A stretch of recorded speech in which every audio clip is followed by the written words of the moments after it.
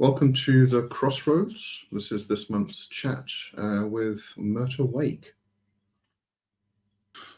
So, before we even start, how are you? I'm okay, thank you very much. A bit nervous. That just happens with me. This happens to be the second time I'm speaking with someone from the occult circles in like the past month, because I also recently gave an interview on a different channel. Apparently, it just doesn't get any easier. No, I don't think it does. I get very nervous when I talk to people. But introverts unite. So let's just do it. All right. Well, as I said, this is going to be very much. I don't like doing formal interviews, so we'll just have a chat about stuff. Now, I mean, obviously, this is going to be very much related to your books. You've got 3 books out. Let me just remind myself of the titles. There's the Luciferian's View, Deity Work and Ideas for Finding and Diversifying Your Practice. There is the Complete Guide on How to Sell Your Soul, which is very interesting. And the Demonologist's Handbook.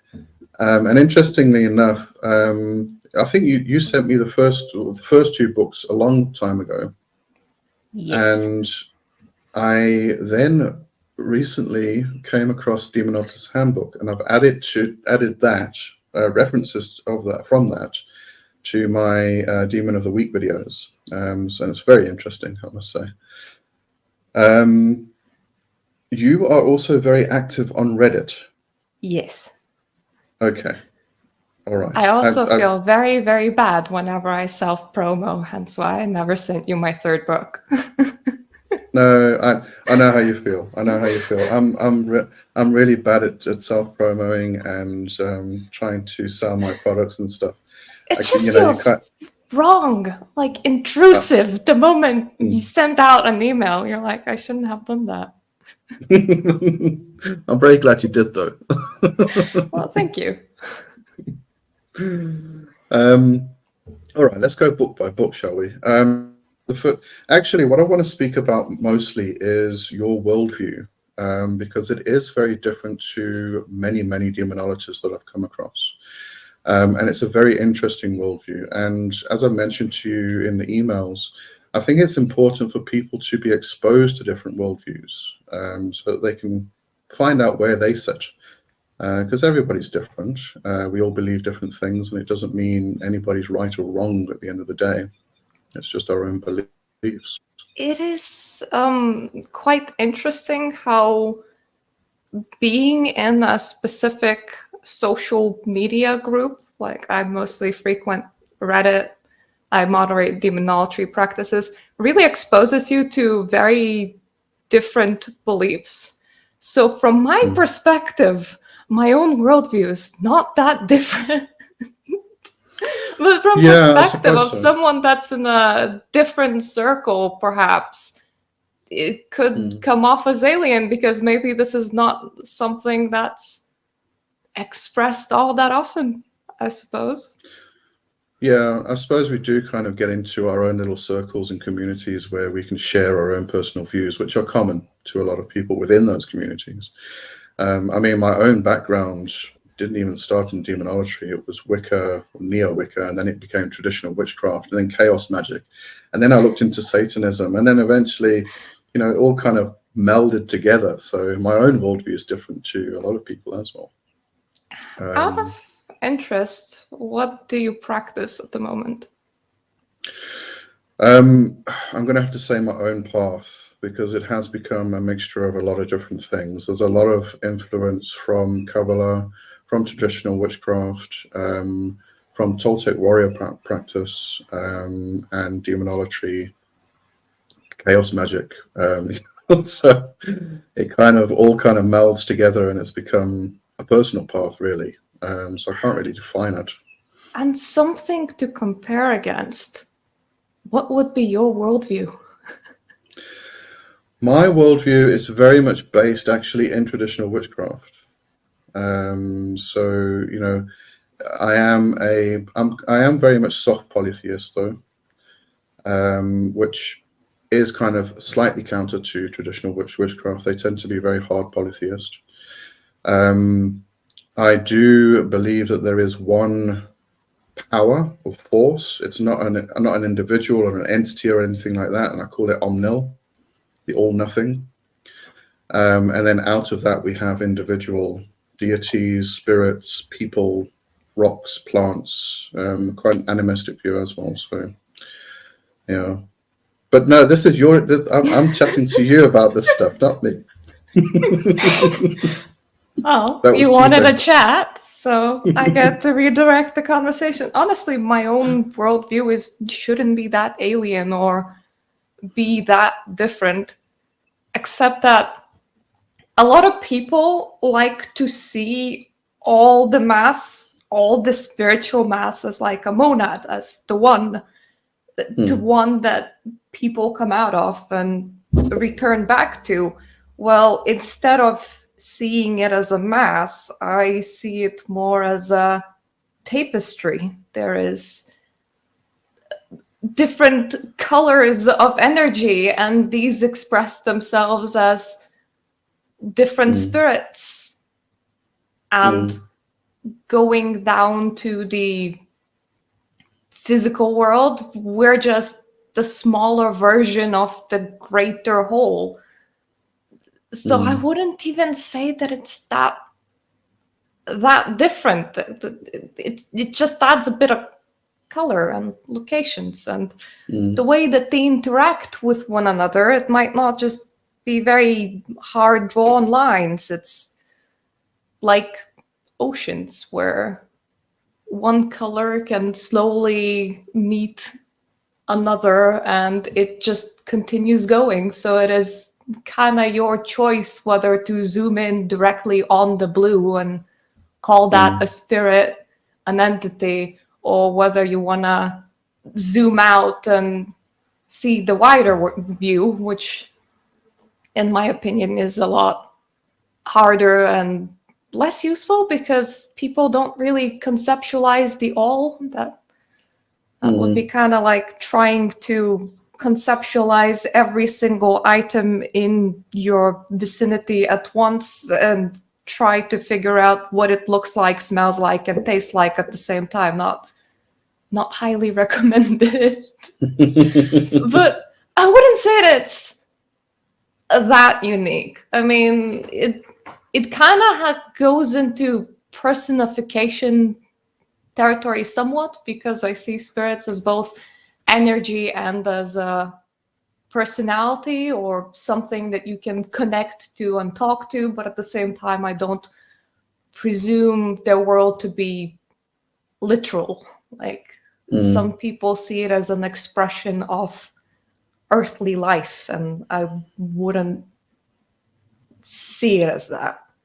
It's Well, yeah, I mean that's very similar to what I believe. I think where it diverts, and this is the interesting part, is you speak about each demon or deity having their own world, and you go to that world in the afterlife, which reminds me very much of Pure Land Buddhism.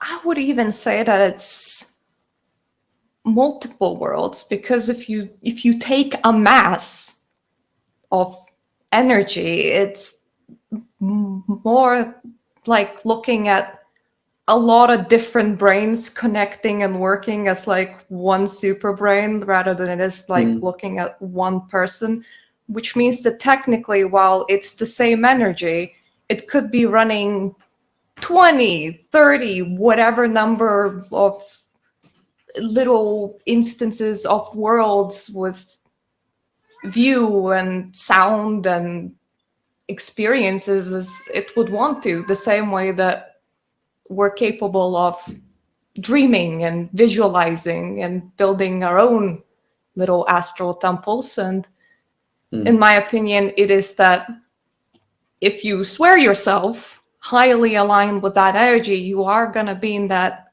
energy stream, and that can vary from you having your own little world to experience to you directly being in one of that entity's worlds. So it's nice that we have computers now, because you can describe things as partitions or MMO servers or other kind of concepts. It makes it a bit easier, I would say. Yeah, yeah. But as I said, I mean, from what I've experienced of other people's ideologies, that kind of, it does remind me of Pure Land Buddhism, where you have that, a particular Buddha which controls a particular world, and you want to go and be taught by that Buddha, and therefore you get yourself to a certain point on this planet, so that you can then transfer yourself to that world, or that I really want to say world, universe, cosmos, creation, and I think you also spoke about that in the book on soul selling as well. Yeah, that one has a very edgy name. I was experimenting whether or not that would get it more sales. I don't think it did. I don't know. Maybe it just hasn't been exposed to a lot of people, because I think it would get a lot of sales.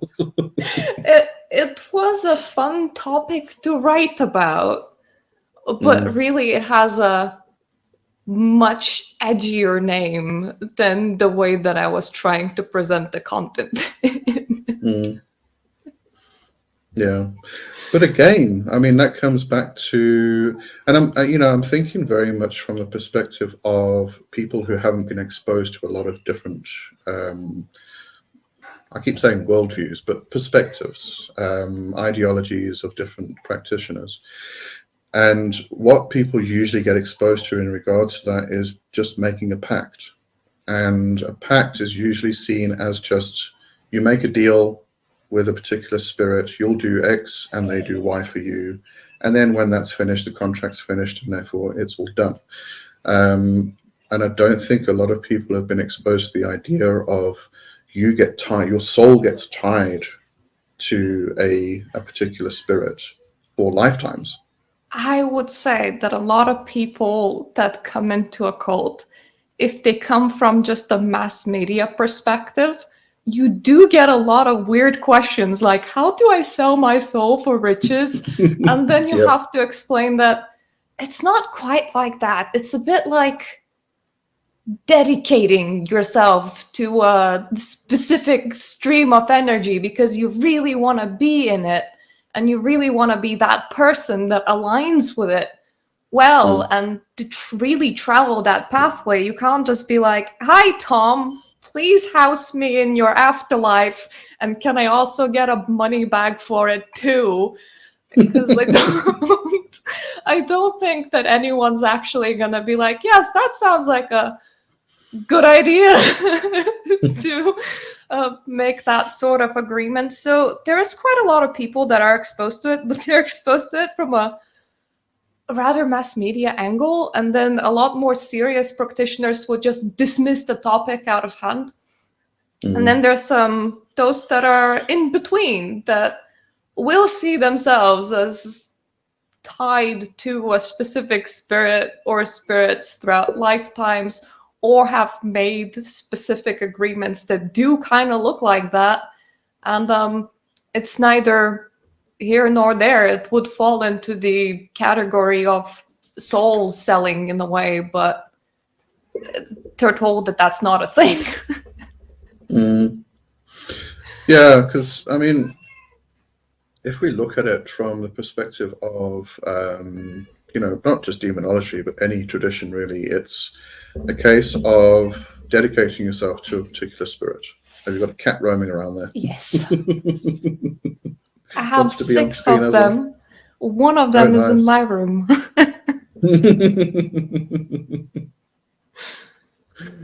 It is very much a case of dedicating yourself to a particular spirit, and trying to find that spirit gets very difficult, which is what you go into quite well in the book. But I don't think it's usually considered as selling your soul. So it's an interesting take on that whole concept. And I think, the other difficulty here comes in when people have had Christian background. How does this affect people who have been Christian or baptized as a child, or even later in life? I mean, I kind of entered the church later in life. My parents didn't baptize me or christen me, and I decided at that time I was going to be confirmed, and therefore I had to be christened. So at the age of 16, I was christened. So that was my choice rather than my parents' choice. I mean, that ties you to the Christian God, and then we have to get out of that. Technically, it depends on how strongly you believe in your ties to a Christian God and how much do you feel that spirit. Because if you are just gonna proclaim that you belong somewhere, but there's no way for you to confirm that, then, if you speak to air, does somebody actually hear you or not? And a lot of church rituals, they are very, I don't know, people-based, because it's rather unusual for people to directly talk to God or to expect to feel some sort of Holy Spirit these days, despite the fact that there is a lot of people that do interact with the Christian God or Jesus in that way. And those people that do feel that interaction, if they swear themselves to that spirit, is a very serious tie. They did tie themselves to that religion, to that spirit, to that afterlife, and they really mean it. But if you said something to a priest, it's a bit more questionable whether things got accepted or not. It honestly depends on whether or not you feel in your heart that it has been accepted, that this is your journey and your path, or whether it was just words said to air. Some people do like to do rituals to energetically cut themselves off from that, to release that trauma, to bury or burn old belongings even that are to do with that religion, unbaptize themselves even, because some people do suffer from very deep religious trauma. But whether or not you will feel the need to do that will kind of vary individual to individual. Yeah. I mean, we see it in witchcraft all the time. It's traditional witchcraft, more specifically, doing an unbaptism where we would read the Lord's Prayer backwards or something like that. But I think that's where it gets interesting, because you did mention that if you do sell your soul to a particular spirit yourself, it's Lucifer, it's very hard to get out of that contract. Yes. Whereas if somebody has already done that in regards to the Christian God, we kind of do an unbaptism, and we think, well, that's done now. Is it just as hard? Is it just as difficult? It really depends person from person, because the connection. If you talk with some people, they do feel like they're haunted by Yahweh. Who am I to say and whether that is actually happening or something, or whether that's just a remnant of the person's guilt? So it could very well be that for some people, it is as hard to untie from that faith as it is from making commitments to another spirit. Another pathway is that, well, if you're adopting a new god, you can always just ask that spirit to negotiate on your behalf as a peace of mind thing. I don't personally believe I could negotiate myself out of it or untie myself, and I think I'm fine with that. It's kind of falls into fate versus free will debate, how much of what you do is actually free will, how much of that is already predestined, and from my own personal perspective, my own tunnel is kind of set, and how much of that is my own attitude and how much of that is real is, debatable, but so is with any religious or faith-based system. So Yeah. And I think what people fail to, and I think this is why your book is actually very important, because people come in, people who don't even practice, they just kind of see a YouTube video and it says, make a pact with X, Y, and Z and you'll have riches. And, they don't know anything. They don't know the tradition, the religion, the practices. They don't even meditate daily. They just do this pact. I mean, personally, I don't think the spirit would actually take it very seriously. But in a case where it could, that person's made a pact with a spirit that lasts not just a period of time, but can last lifetimes, multiple lifetimes. And I don't think they get that. And I think it could become quite dangerous. well, I mean, yes, in general, you should not be dedicating yourself to something as a joke. But at the same time, if you're suffering from something like religious OCD, maybe don't take your own teenage jokes and things like that too seriously as well, because this is a flip-floppy situation sort of thing. You shouldn't be doing religious ceremonies if your heart is not into it and if you don't understand what you're doing.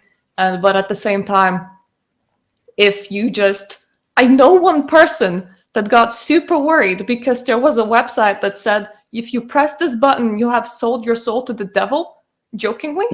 And they clicked the button. And because they had religious OCD, they were posting all over all over the internet, whether or not they were screwed over that. So, take that into consideration. You kind of need to mean it. You kind of need to be into the whole ritual thing. But at the same time, if you said, if I manage to build 10 factories in my lifetime, I dedicate myself to Mammon. And that actually miraculously really happened over the next 2 years, you probably were heard by someone, and maybe you should be concerned. Yeah. Because then you've got a lot of other things to deal with then. Okay, now I've got to. Maybe you should, start meditating on Mammon, go and say hi, because otherwise it might be a bit awkward to die. Like, hi, I said I'll be here, and now I am. This is weird. Don't know who you are, but we've been working together for lifetimes, but I don't know who you are. Yeah. Okay, now I've got to ask you this question. If you go on Etsy and you search for pacts, there are hundreds, maybe thousands of people actually creating pacts for other people. And it's very edgy. And it's not just with particular spirits or demons, it's also with incubus and succubi. And it's just, I think it's crazy, but I'd love your opinion on it. I hate Etsy sellers, but if you read it, what they write there of, I am effectively a third party that introduces you to a spirit, and from here on end, it is up to you to work directly with that spirit in your own practice. Technically, what they're selling isn't not legit, but you can do it yourself by just meditating on the spirit.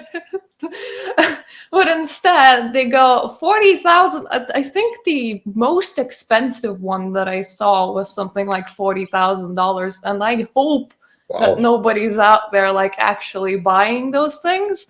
And with the cheaper ones, they're like $600, $1,000, $2,000. A lot of people come in with very weird expectations. Like, this third party, they will do my spiritual shit on my behalf, and I will not need to worry about it anymore. And my life will just go so smooth, and I'm not going to think about the future. And that's just an awful attitude to take, because first of all, you're not actually working with the spirit and you're not really aligning yourself or working through to a specific goal. You just kind of expect that they're there invisibly, and then when you die, I guess whatever, which is not a very good attitude to take, not a very serious attitude to take the spirituality. So I kind of hate the fact that that market even exists, especially considering that spell selling on Etsy is dodgy, to say the least.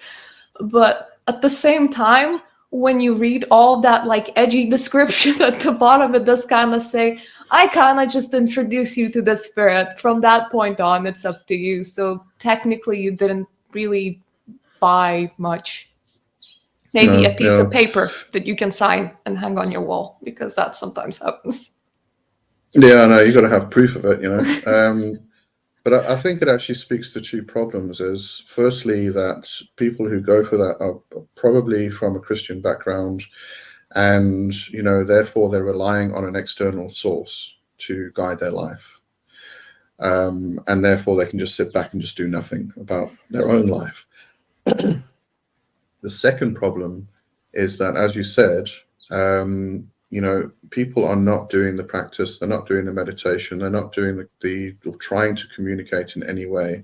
So they go to these people, they get this pact created, and then they're supposed to come back and interact with the spirit themselves, but they don't know how to do that. So the whole thing just becomes a complete and utter mess. Yeah.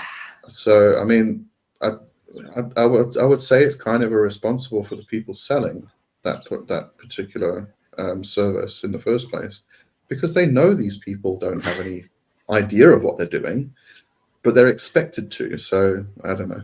I don't like it myself. It's the dodgy world of your average. Well, I don't want to use the word grifter, but technically it kind of is.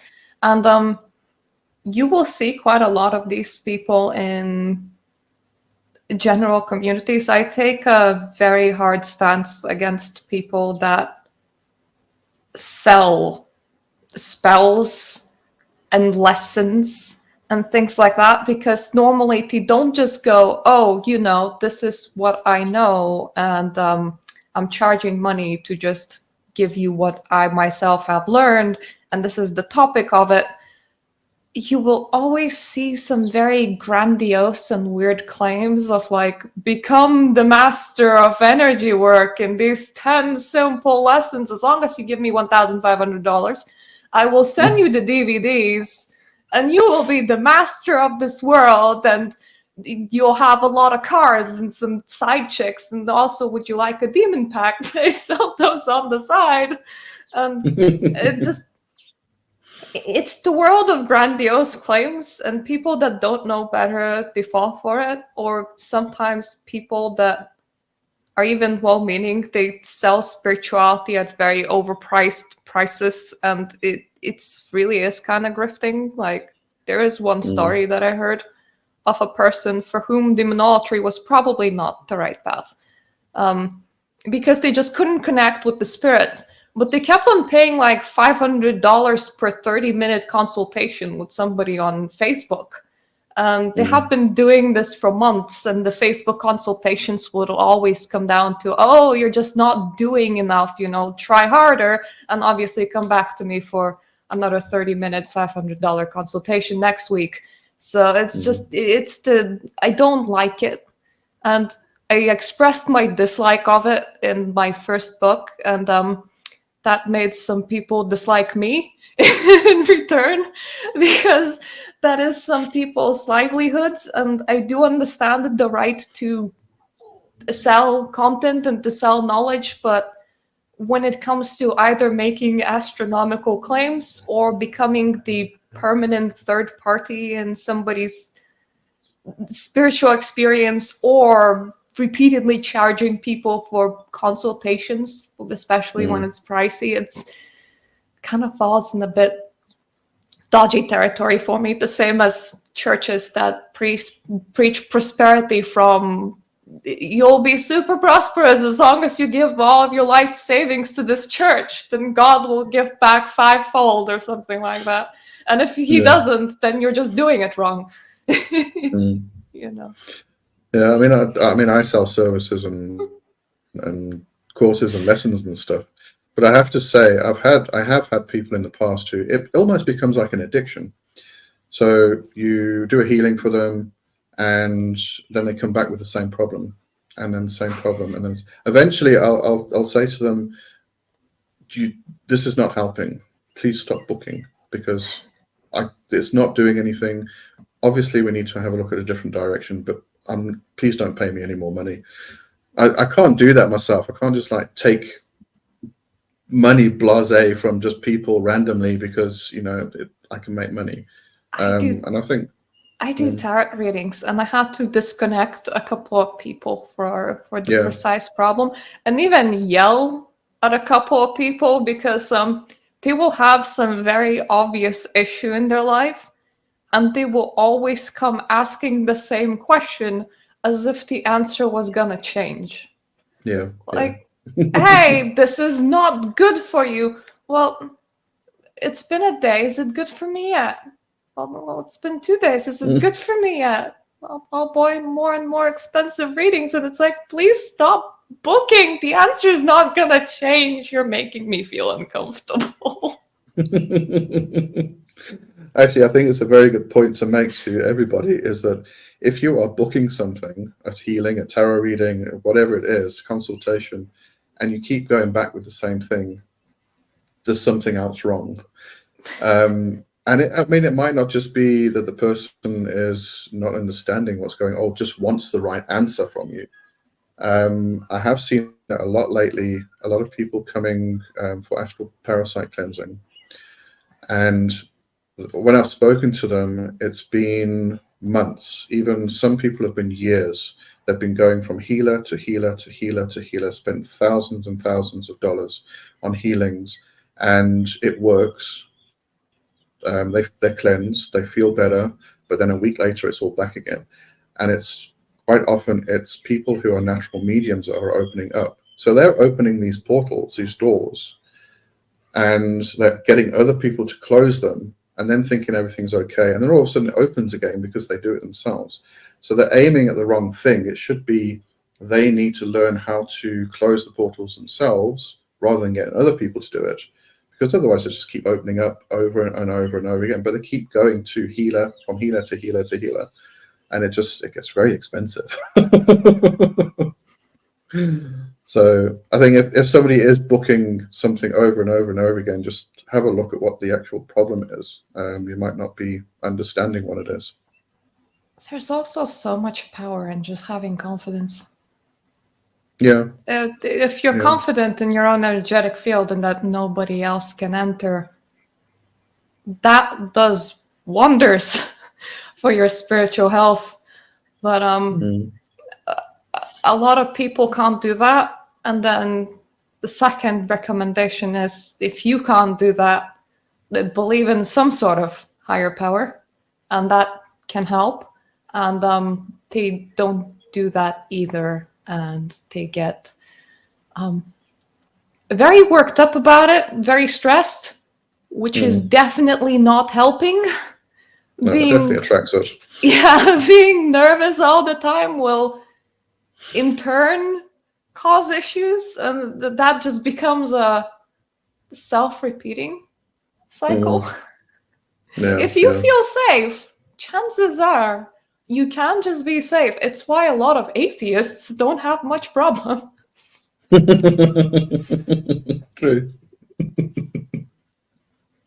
They just go, I don't perceive it. It does not exist. And then indeed to them, it does not. It's a door that's closed. Yeah, I think that's the thing, is close the door properly. Yeah. All right, let's have a quick chat about your third book, Demon Artist's Handbook. I actually forgot to ask you, have you got any physical books there that you can show? No, I don't That's order okay. my own books, which is a shame because I have a personal artist, quote unquote personal. Well, they're my friend, and they do all of my book covers. I order from them and I pay them fairly. I always make sure to do that because I always compensate your artist. So I know that things look good, and then I just never order them from Amazon because I drown in other books.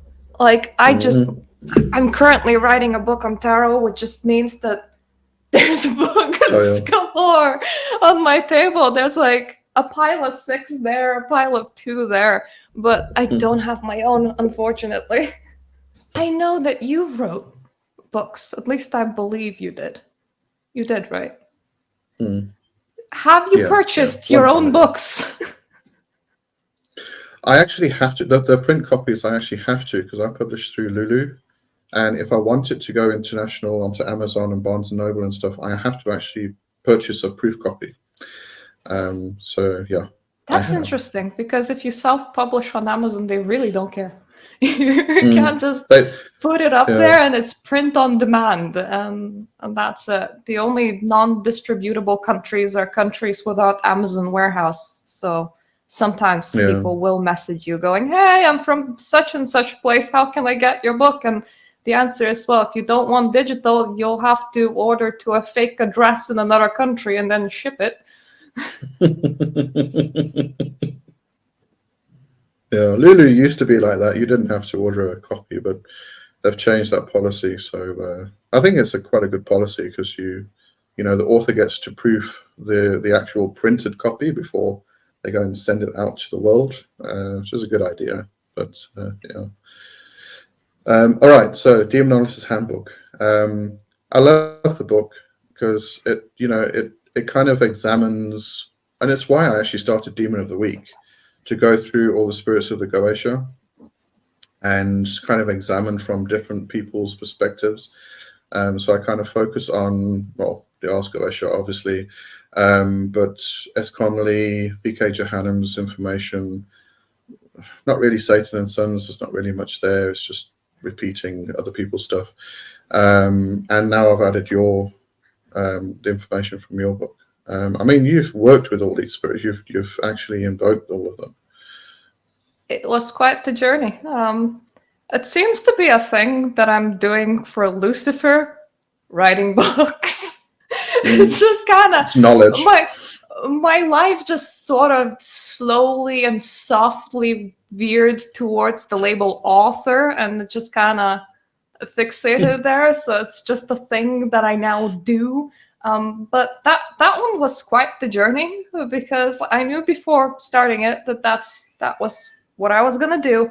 And for each spirit, I did wanted to invoke them, see if I can, see how I feel about them, experience them. So it became a sort of not only the process of writing, but also the very many months long process of having a spiritual journey. So it was quite a working. I'm kind of glad that I did it. It was very insightful, and I've done some workings during that book, and I don't remember all of them. Great brain, but some of them worked out really wonderfully, and that outright surprised me. Like, one of my biggest workings started during writing that book, and it ended at the end of the summer, and I was very surprised by the results. So it was quite the experience. Though some people actually hate the book and they complain at me because majority of it is I just compiled information, that all information on the spirit that I could find from all the sources that I could find, and some people declaw their spirits. So I recently got a 1-star review on Amazon saying, "Oh, they're fear mongering again. They have all these sources and they're all very negative about my spirit." And it's like, well, yeah, they exist. You bought a book that compiles all the sources. What did you expect me to do? To go, the spirit's censored because the attitudes toward it are not great. That's just insane. I mean, you've got all the stuff compiled from the different sources, but I mean, you also have your own personal experience with each spirit. Some people are even unhappy about my own personal experiences, and it's like, well, I can't change that. It was my own personal experience, and they're like, but I don't like how you painted it. And it's like, well, what can I do about that? I know. I mean, that I think that's the problem. It's kind of like that. It's my way or the highway. Because, if you don't have the same experience I have, you're wrong. Stupid, but anyway.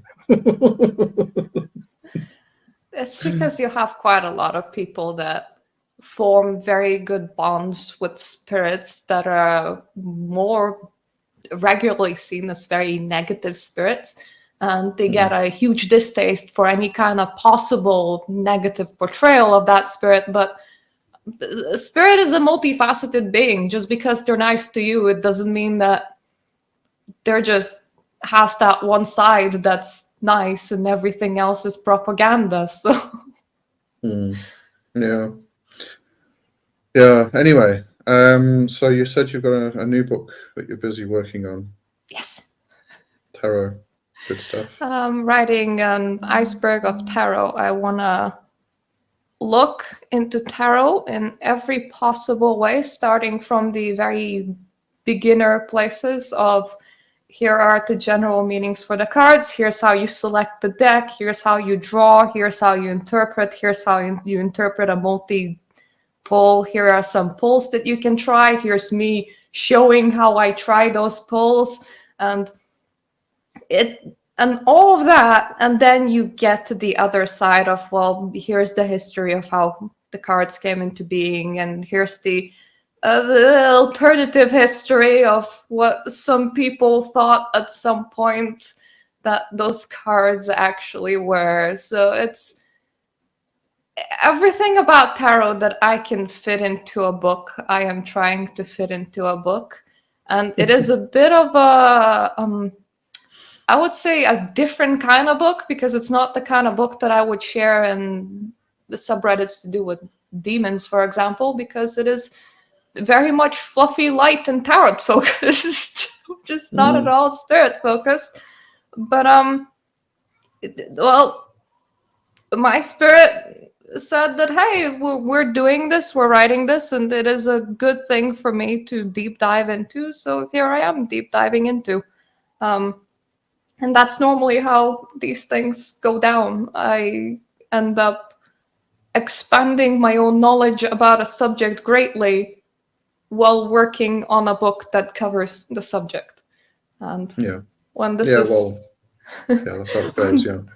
When this is done and dusted next year, I'll likely start a book on Lucifer. I know that that's the next stop, and that one is gonna be much harder, considering how sparse the sources are and how wide the unverified personal gnosis sources are, and how mixed the mythology is when it comes to somehow falling just name-wise into the Bible and the rest. But I'll see what I can do in that field. It's gonna be fun, even though it's gonna be very complicated. So that's me planned out.